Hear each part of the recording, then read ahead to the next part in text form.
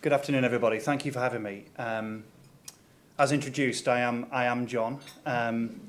The doctor side of things we throw in once and then we try and ignore it as much as possible, if that's okay.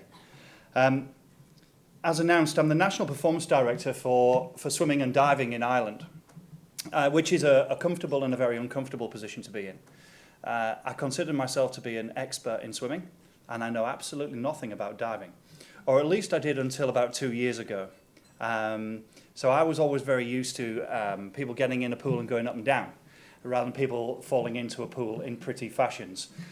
But I have, through the help of a technical expert with our head of diving, got to grips with a sport that was always in the pool next to me where I worked.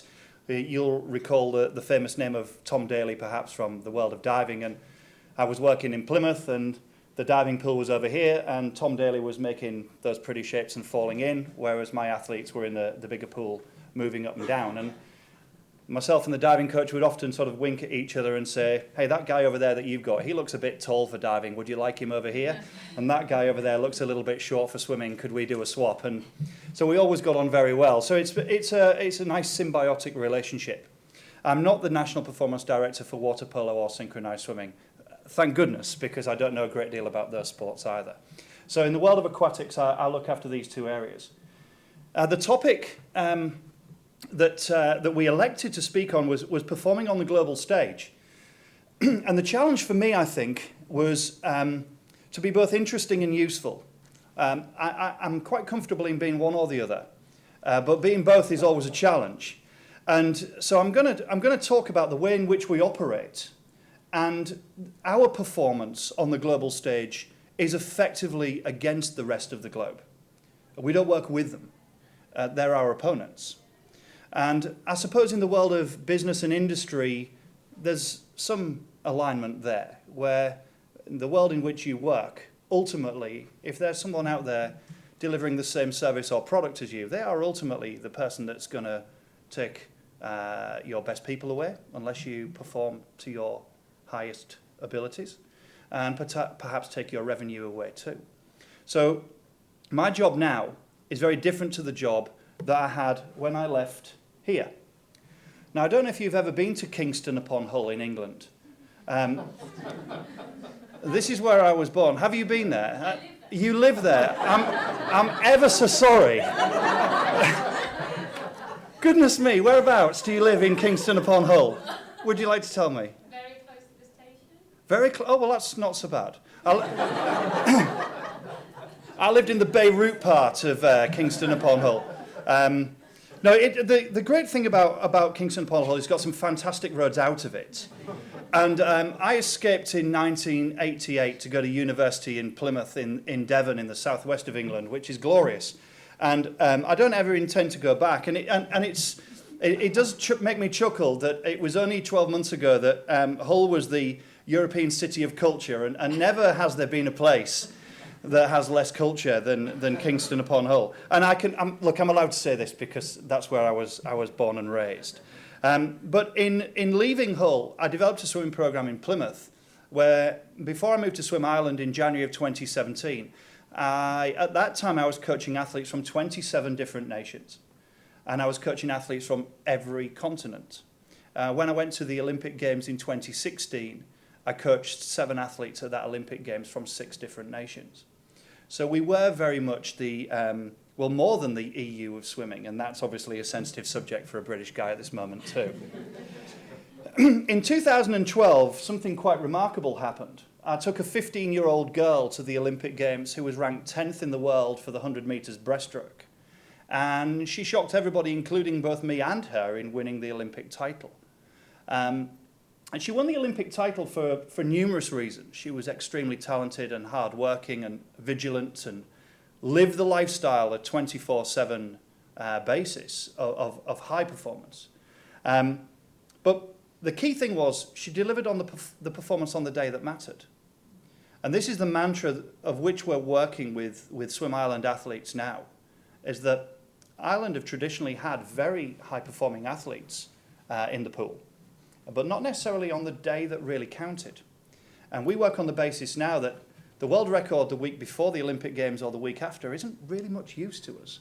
there's a 8 or to 9 day period once every 4 years. And within that 8 to 9 day period, you have 1 day.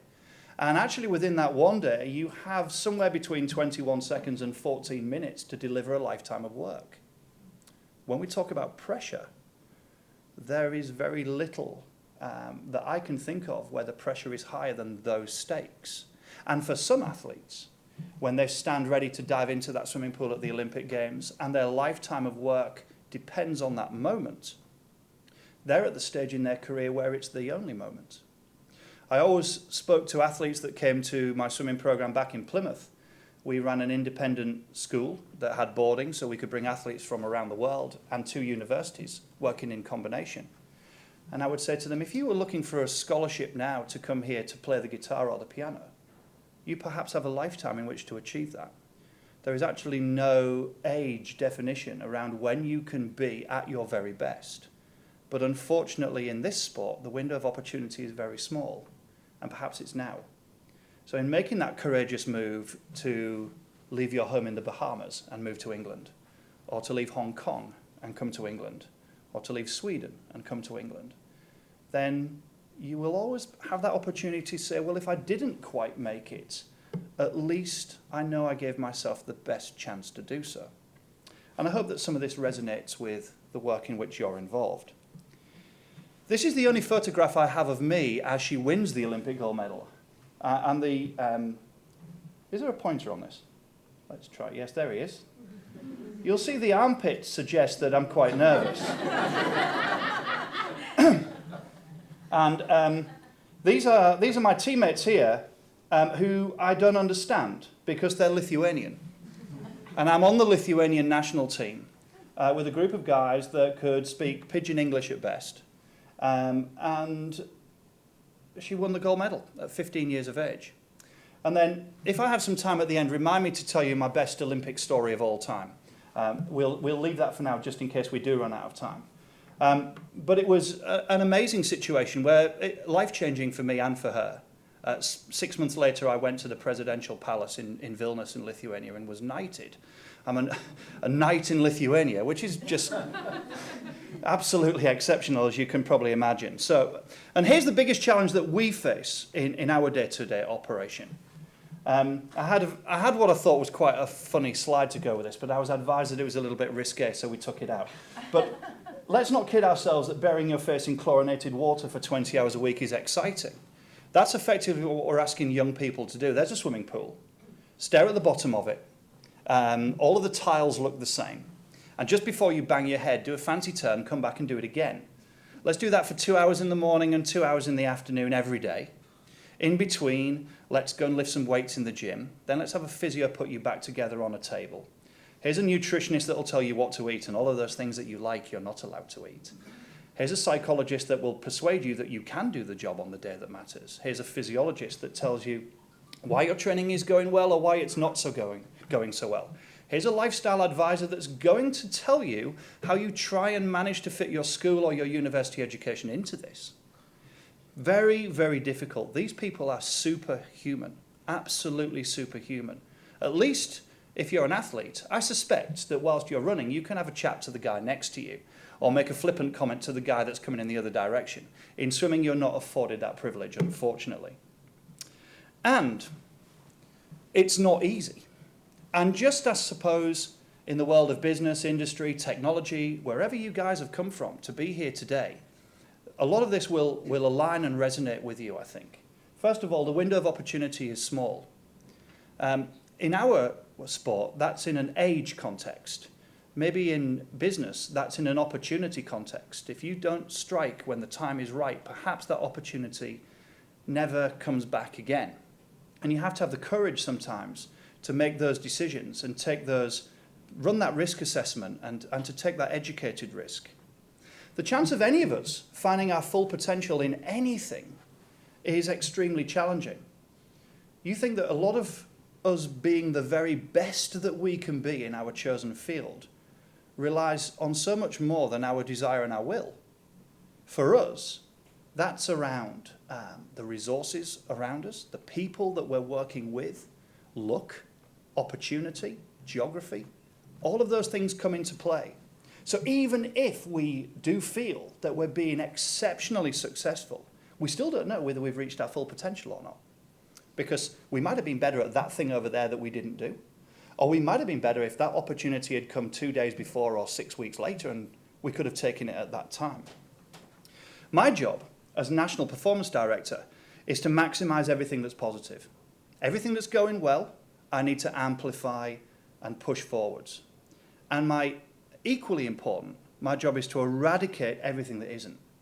Any barriers or impediments to athlete success, coach delivery, team cohesion, it's my job to remove those things. And a lot of this goes on behind the scenes. In fact, my senior leadership team who work alongside me sometimes don't even know that these things have happened. They just readily come to work the next day and everything's good. But it's only good because the problem that we foresaw has already been removed. We have to have clear focus and direction. My job, ultimately, the vision of Swim Ireland for the performance director is to deliver world and Olympic medals. That's my job. So it's a very clear vision. So that allows me to operate on a day-to-day basis. The question that happens in my head every time there's a decision to be made, will this bring us the world or Olympic medal? Or is this superfluous? That's the simple question. And I was talking to somebody earlier and I was saying that the Olympic Games in 2020 looks good for us at the moment. Medals on the cards, perhaps, with a certain young man, but it's equally not on the cards. But also after that Olympic Games, between 50 and 70% of our team will retire because they're 25 to 27 years of age now. So while all of this is happening very much in the forefront, what you're reading in the papers, what's going on in the background is backfilling, is making sure that that next generation are provided for. Because Paris 2024 and Los Angeles 2028, there'll be a changing of the guard at least once. And we have to prepare for that too. Leave nothing to chance.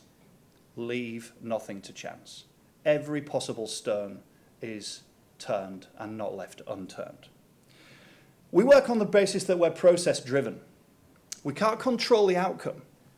So if we were a hockey player or a rugby player, or that sport that I don't understand with the letter G at the beginning of it, I'm still getting to grips with that. I do admire them, in fact, though they're particularly amazing athletes. If you make a better tackle on your opponent or you intercept a pass, you affect your opponent. In swimming, that's not the case. You have a column of water separated by 2 lane lines, where the only person you can affect is you. And so by delivering your performance in your particular column of water, that's all you can control. So we never talk about outcome.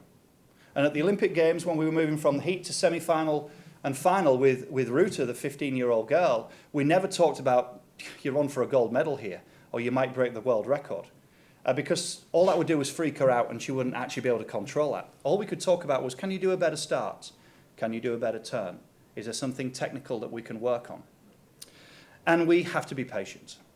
I don't think that any of us can walk into a situation and expect us to be world class and high performance within a metaphorical 5 minutes. And that's something that's very difficult to get through, particularly to the new coaches of today who come from this generation where MTV tells them that everything happens within 2 or 3 minutes. And maybe it's not even MTV anymore, that just shows my age.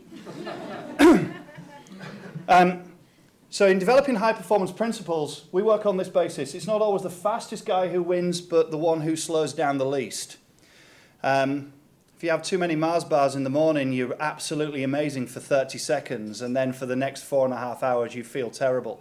It's a case of pacing yourself, and the road to success is a marathon and not a sprint, even though in the world of swimming there is a sprint.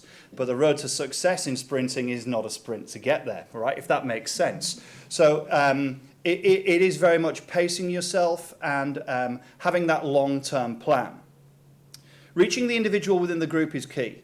There's nothing worse than a scattergun approach in working with a group of people in your office or in your department or in your business, where everybody gets the same message for the same reason.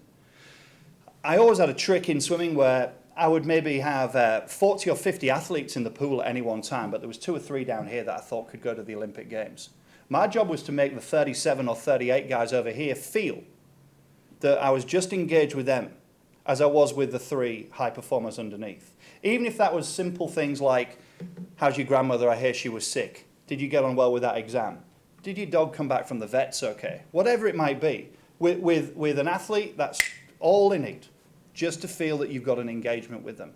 Even if your high priority is right under your nose and not necessarily at the other side of the pool or the other side of the office. We have to have common core principles. We work in a multidisciplinary team environment in which many of you may do the same.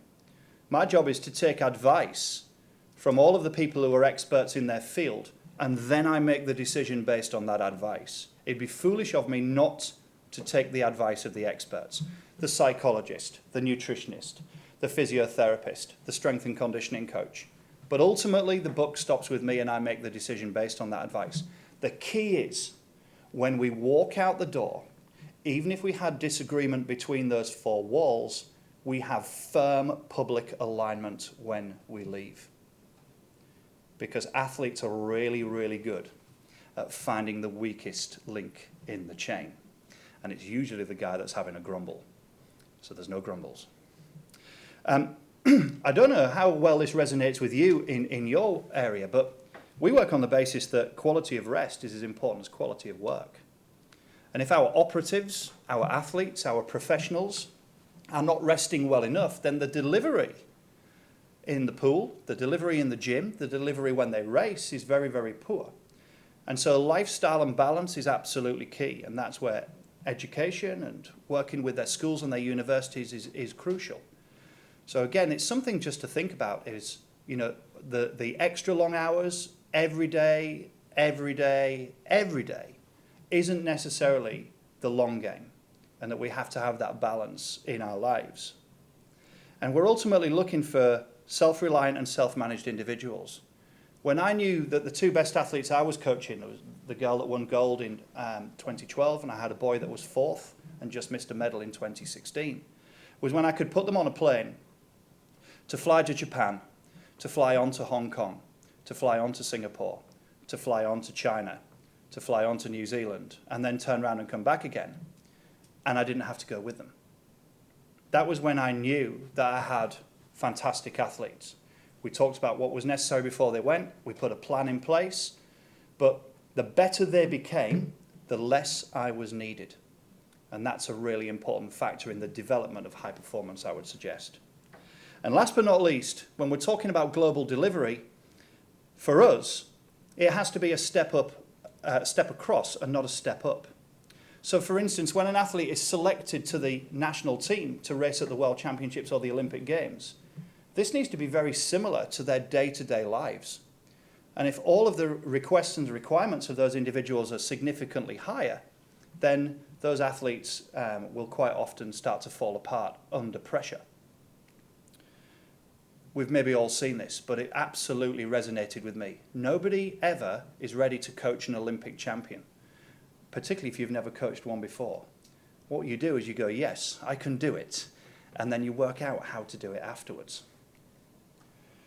For repeated success and for getting the culture of our program right, we believe that when we differentiate our approach in each individual, then that's the identity for quality of delivery. And that the only way that we can measure ourselves as to whether we're being successful is that of value add.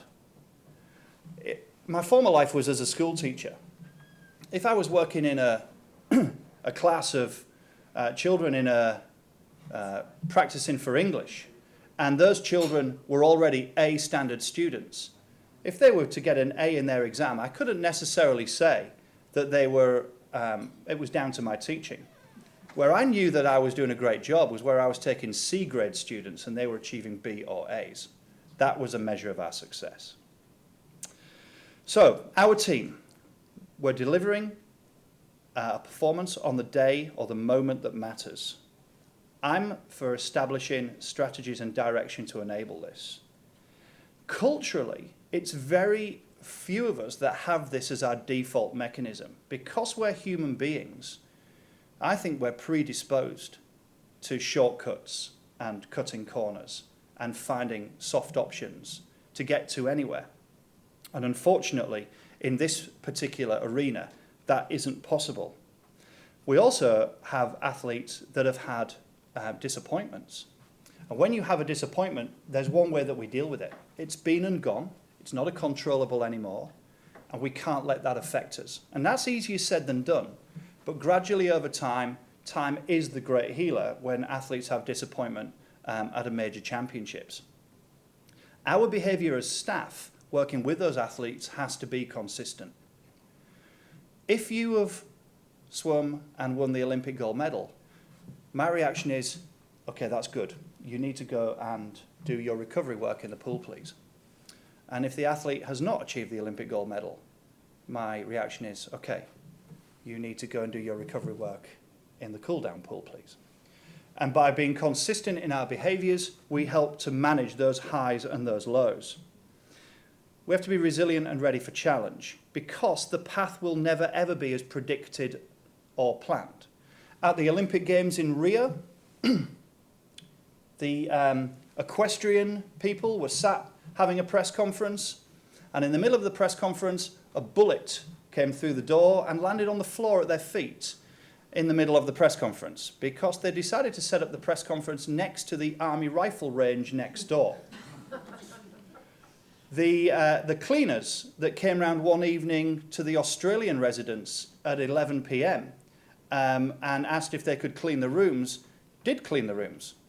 They cleaned them out of laptops, perfume bought in duty-free, mobile phones and cash, because they'd just managed to borrow some uniforms from the room downstairs and pretended to be cleaners. And the ladies that got on the bus for the 50-metre freestyle final weren't expecting the bus driver to have an argument with his wife that day, have an emotional breakdown, and the bus driver drove past the Olympic venue and started driving to the centre of Rio with 6 of the 8 finalists on board. And you can imagine the panic that there was at the pool because these poor girls thought that they were being kidnapped. You can't be ready for these things. You just have to know that somewhere along the way, there'll be things there to trip you up. And we all know that our athletes are wired differently.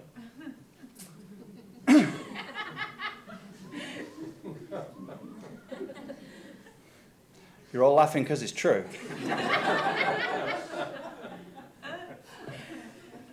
On our high-performance team, no one is bigger than the team. No one is entitled to more or better than other similar athletes. Similar being the case. If you're in the final, you're entitled to more than the guy that didn't make the final. You're entitled to be first on the physio couch. But if 2 of you have made the final, you're both entitled to the same things. No one expects that which they don't earn. No one has different rules, standards, or conditions. No one operates deceitfully in back rooms or in the dark. Wouldn't that be wonderful if that happened in our everyday lives? No one is unnecessarily loud or brash. We as a team, Swim Ireland, want to be remembered for the right reasons and not the wrong reasons. And no one expects to be an extraordinary athlete in the pool from being ordinary outside of it. You put in the hard yards and the days and your time will come. And perhaps it is this simple. The most ordinary things could be made extraordinary simply by doing them with the right people. And finding the right people is absolutely key. We talk about gaining an advantage because when I took up the mantle in January 2017, we were behind the rest of the world. And the key thing is, we're making progress, but we have to actually make progress at a higher rate than everybody else because they're making progress too. So if we make progress at the same rate as Great Britain or United States, we just stay the same distance behind them.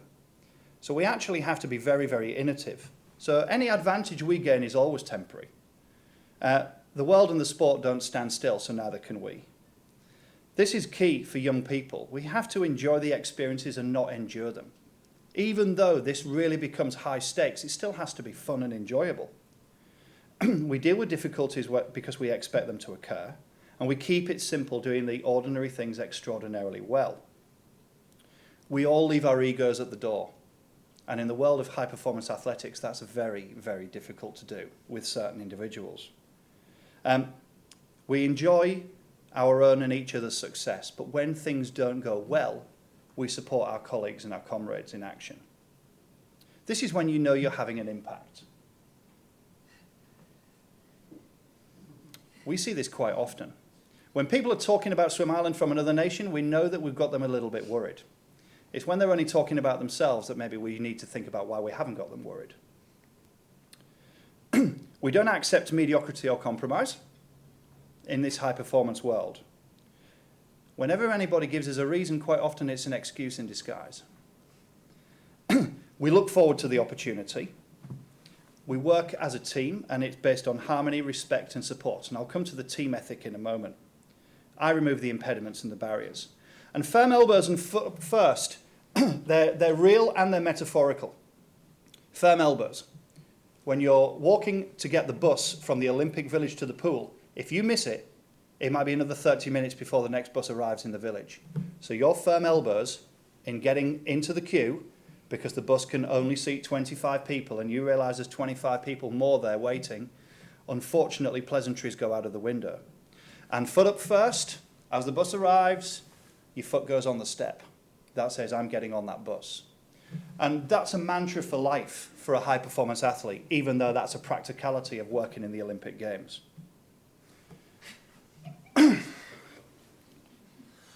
Is this your environment? Because it's quite often been mine. When I worked in a large swimming club with athletes from all around the world and local people in the town, there was all of these things going on. Maybe some of them not quite so much. But in any workplace, in any environment, in any parent-teacher association at a school, in any group of mums or dads stood on the side of a soccer field, this is occurring, or at least a microcosm of this. We have to accept that these things occur, but we have to control it the very best that we can, and we have to have our eyes and ears open as much as possible. And this is how we operate with our athletes. You decide which side of the bus you sit on every single day. The hard work can pay off. This is real life. After the World Junior Championships, I think she just won her sixth gold medal at the World Junior Championships, which was exceptional. And this was the gym in which we were preparing before she went down to swim. But the sixth swim was enough. But the hard work allowed that sixth medal. And it certainly allowed the first one too. When we talk about team, and people say that there is no I in team. Well, there is an I in team, but it's hidden in the A hole. So if ever you have anybody working with you that doesn't quite fit that, maybe you should pull out this slide for them. I'm really pleased to be here, and congratulations to everybody that's been nominated for an award, and congratulations to everybody that ultimately wins an award today. If you wish to stay in touch, there's my social media. And I will have to leave shortly after lunch because I have another meeting this afternoon with a solicitor to discuss yet again our Olympic selection policy to make sure that it's bulletproof. But if you would like a business card off me, please tap me for one later on. Thank you ever so much.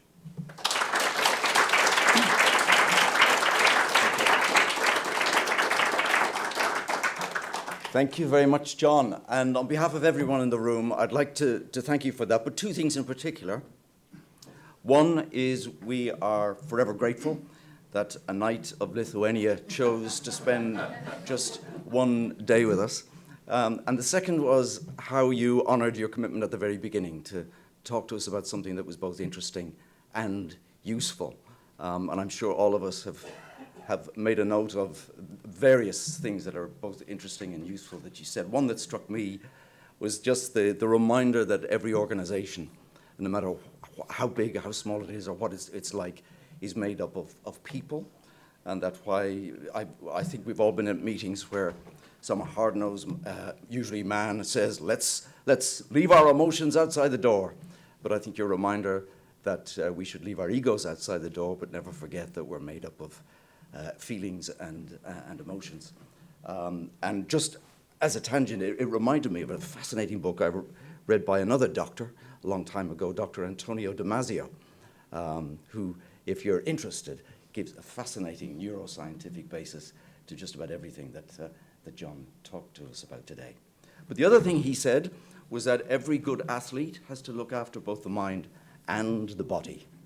So must we, which means that we have come to lunchtime. Just before we do, if anyone has any questions for John? Would you like the extra wonderful Olympic story?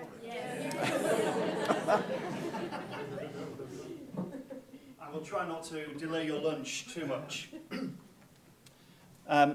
When the young lady in question was the fastest swimmer in the heats and also the fastest swimmer in the semi-final and was going into the Olympic final the following day ranked #1 in the world, and literally everybody's jaws were on the floor, we got a message to indicate that the president of Lithuania was going to fly in last minute for the finals that evening by helicopter.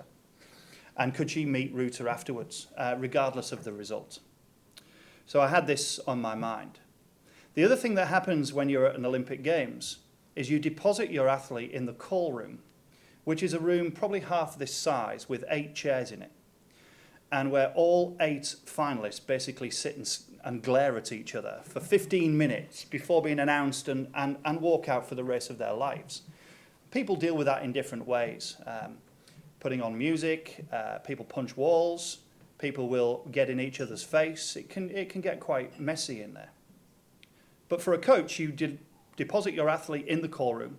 You go with them, just in case there are any last-minute technical issues, goggle strap snaps, I've left my hat behind, I don't have my accreditation so I can't get into the room, so that you can be the guy that runs around like the headless chicken to try and look after these things. Athlete in the room. You then have 15 minutes in which to find a vantage point from which you can actually see the race. And it's carnage up in the stands. Every country has a designated area, and every country ignores their designated area. Quite often the USA, and forgive me, anybody in here that's from America, just decide where they're going and everybody else can go to hell. And so you're up there and it's the firm elbows thing again, but you're a coach. Now, during the warm-up period, I saw a lady in a Lithuanian T-shirt sat by herself up in the balcony. And I just gave her a wave, and she looked down at me, and I've got Letuva on my T-shirt too, and she looked down and said, "Do you speak English?" And there was nothing. In London, this is 16,000 people. Do you speak English? Nothing. Do you speak English? Nothing. One seat on this side of her, one seat on this side of her. Could you please save me a seat? And she just nodded at me. Thank you. And then, I don't know, a bit cheeky of me, could you get me a cup of tea? And she looked at me again. So I'm really sorry to ask, but would you mind getting me a cup of tea? And again, I got nothing. So I thought, well, okay, at least I've got a seat. So I deposit the athlete in the call room, and then whiz up a million flights of stairs to get to this top area. And there she is, sat in her seat, with a guy in a suit sat this side and a guy in a suit sat that side. I'm thinking, for goodness sake, where's my seat? She promised me. So anyway, I muscle my way into somewhere else, and you remember the picture, I found a seat with the sweaty armpits, etc.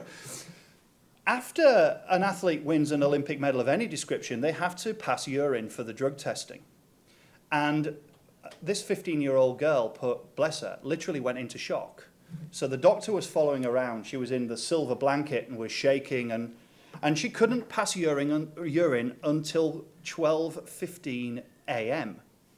So we were in the building for the best part of 3.5 hours afterwards waiting for, and I'm getting texts all the time. You know, my phone's going, zzz, zzz, zzz, zzz, you know, you can imagine. And one of them is, the Lithuanian president is in the building and she's waiting for her. And I'm like, well, she's still waiting to pass urine, and we might get there eventually. And eventually she came out and she's done her P test. And I said, the president's upstairs. And she's waiting for you. And she said, it's like nearly 12:30. So, well, she's up there waiting, apparently. And so we went up the stairs and back into the balcony, and the place is literally deserted. There's a guy with a broom. And stood there waiting for us is the president of Lithuania. And it's the same lady that I've just asked to get me a cup of tea. And she came over to Ruta and she put a Lithuanian scarf around her neck and spoke to her in Lithuanian. And I'm stood there like that thinking, oh my goodness. And she just came over to me and she said, good job, and no tea.